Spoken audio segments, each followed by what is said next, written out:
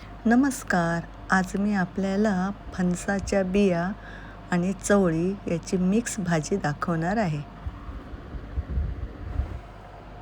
इथे मी फणसाची बी किंवा त्याला आठळ्या म्हणतात, ते दगडाने फोडून हे साल आहे ते काढून टाकायचं आहे आणि हा गर आहे तो घ्यायचा आहे.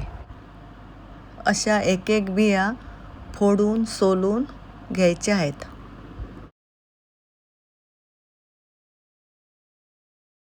चवळी मी 3 तास अगोदर पाण्यात भिजत ठेवली होती.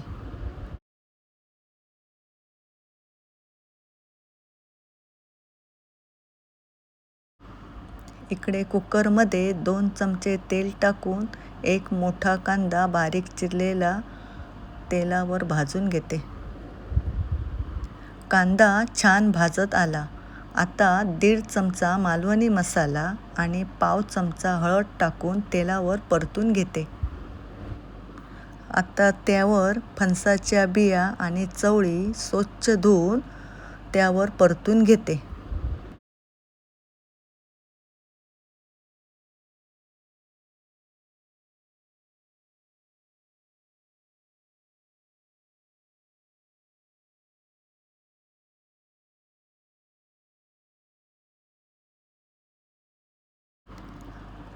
चवीपुरतं मीठ आणि 2 ग्लास पाणी टाकून कुकरला 2 शिट्ट्या देते.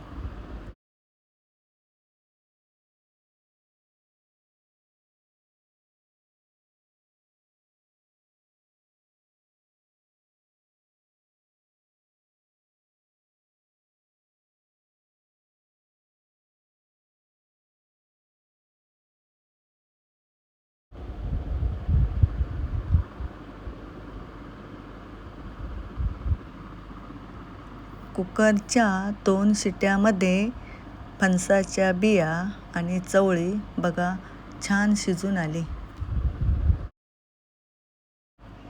कुकरमध्ये शिजलेली भाजी कढईमध्ये ओतून खोबरं घालून गॅसच्या मोठ्या आचेवर परतून घेते.